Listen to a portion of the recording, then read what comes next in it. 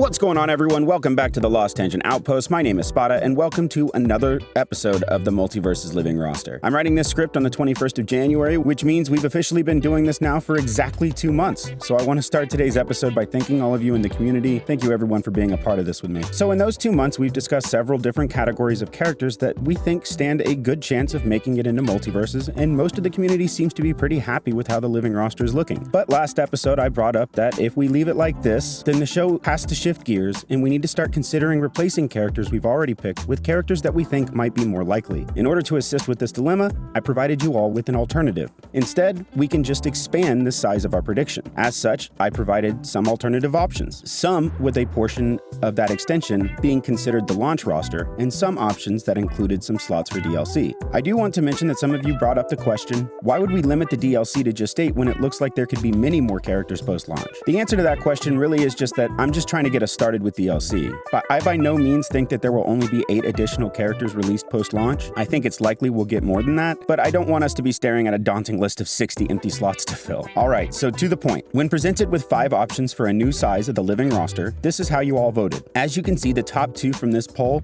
were either to keep the launch roster at 24 but add an additional 8 DLC, or to expand the launch roster to 28 and add an additional 8 DLC characters there as well. Looking at the poll, it's clear that the winner is the 28 character launch roster with the 8 DLC, though I do want to say that a lot of you in the comments did present the argument that 24 still seems most likely. And doing this by poll does dictate that I have to practically ignore that where it pertains to the decision made in the episode, but I would like everyone who said something to that effect in the comments to know that I read those comments and I'm keeping that in mind. The reason we call this the living roster is that it's ever changing, so it's very plausible that we will consider this topic again as more information is presented by the developers. But for now, let's go ahead and change our roster.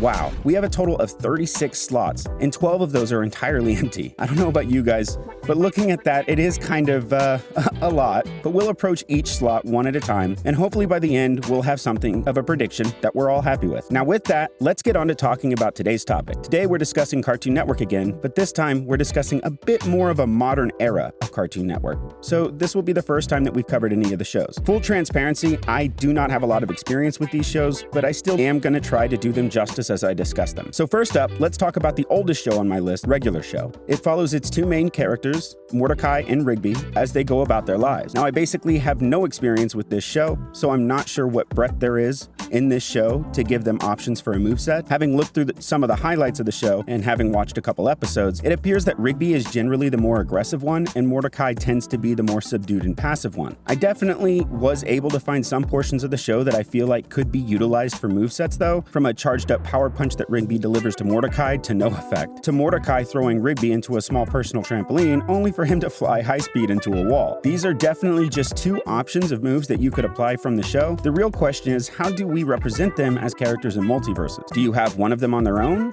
In which case, I think Rigby seems to make the most sense. Or do you have both of them on the screen at the same time? Something akin to like Ren and Stimpy from Nickelodeon All-Stars Brawl, or maybe even more like Ice Climbers in Smash. Then I guess we'll talk about the newest show, as far as I know, that I have on today's list, and that's Mao Mao, Heroes of Pure Heart. Now, I'd never heard of this show before working on this script, but I can't talk about anything if I'm entirely ignorant. So my son and I sat down and watched an episode to see what it was all about, and I have to say, the kid is hooked. He hasn't been able to pull away from it. Honestly, the show's great. It's got fantastic animation, tons of action, and plenty of humor. It's frankly the perfect candidate for multiverses. And there are seemingly a lot of candidates from the show, but I think the obvious option for a representative is Mao Mao. I think it's totally plausible that the character Badger Clops could be his own character, but if not, I think he could provide some options with his robotic arm for Mao Mao, like a recovery or a projectile. But even so, Mao Mao seems to have plenty of tools on his own, and I think people would probably rather they end up as their own separate characters anyways. In either case, I think Mao Mao could work as an assassin very straightforwardly. He's a samurai, and as such, the show gives plenty of poses and actions that could be used just with his sword alone to build an entire moveset. Now for the next one, I gotta be honest, I was kind of stuck here.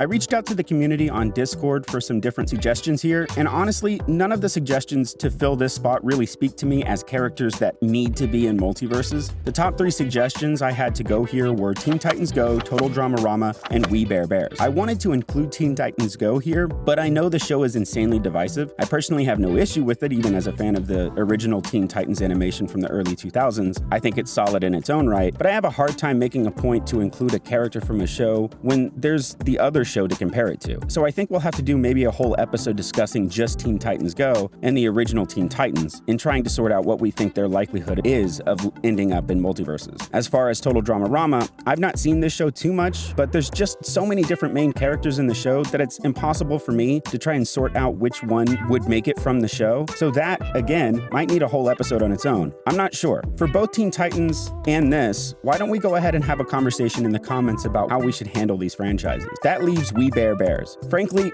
I like this show. I think it's really funny and it's got a really good message. It's just simply enjoyable to watch. But having said that, this one is kind of difficult because from what I can tell, the Bears really work hard to avoid any kind of conflict at all. So aside from a wrestling episode where I presume it's a flashback since they're younger, or an episode where Ice Bear and Panda seem to go entirely feral, I'm not seeing a ton of useful tools here that could be used in their movesets. But in the research I'm doing right now, it does appear that the show is super popular and I totally understand why. So with that, maybe there's a way for them to make it as characters and for them to work. As far as how I visualize them, honestly, as weird as it sounds, I kind of imagine them like I did Ed, Edd and Eddy, moving together around the stage as a group, just given how inseparable they seem to be in the show. I gotta believe that they would play as a support or tank type. In either case, it makes sense that they would be working to defend themselves and their teammate, as they often seem to do in the show. But they'll be our third option, even if I think it's likely that they will not do well in the poll. All right, and with two options left, let's talk about the two that I have the most experience with, starting with The Amazing World of Gumball. Man, this show is crazy. I've seen it in passing as it's something that my son has had some passing interest in from time to time, and I did try to watch some bits of the show to get prepared to talk about it here today. Honestly, even though there's not a lot of what I would call combat in the show, there are still tons of situations that it appears that Gumball and his best friend, and I guess adoptive brother, Darwin, do things that could be used as attacks. There's an insult battle that looks like a fighting game where they throw fireballs. There's an entire episode that seems to take place in an RPG-like game where there could be several references pulled from. Beyond that, even just the somewhat crude humor of burping and screaming and sneezing so hard that Darwin shoots through the wall of their house and those of their neighbors could be used in a way to build a moveset. I guess the biggest question is whether or not Darwin and Gumball should be their own characters or part of the same moveset. In either case, I'll let you guys discuss this stuff down in the comments below, and we'll make a decision, assuming they win, by next episode. All right, and this leaves the show I'm most familiar with, Craig of the Creek. Now, this is a show that I've been wanting to talk about for a while, and for a couple of reasons. One being that my son is a massive fan of this show, but also because Tony, the co-lead developer on MULTIVERSUS himself, has been talking a lot about this show. From the announcement that he had just started watching the show and was loving it, to when he finished it and claimed it was a show that everyone should watch. And if you watch the show, it's pretty easy to see why people see this show as so enjoyable, and beyond that, it's easy to see how Craig himself could turn into a super interesting character for MULTIVERSUS. I actually think there are several great candidates, but I don't think it's fair to skip over Craig. A huge portion of the show takes place at the creek where Craig and his friends have set up their own little tree fort. But the conflict comes from the fact that many other kids from their neighborhood have also set up their own little tree forts in different regions of the woods. And there are periods where they all fight each other for what seems to be basically any number of reasons. There's a wealth of material here to pull from. So frankly, it's really easy to adapt Craig into MULTIVERSUS. As far as what class I see him as, it's hard to say, but I hesitate to add another brawler, so I just suggest we add him as an assassin. All right, and with that, which Cartoon Network show do you think is most likely to make it into MULTIVERSUS at launch? Regular Show, Mau Mau, Heroes of Pure Heart, We Bare Bears, The Amazing World of Gumball, or Craig of the Creek?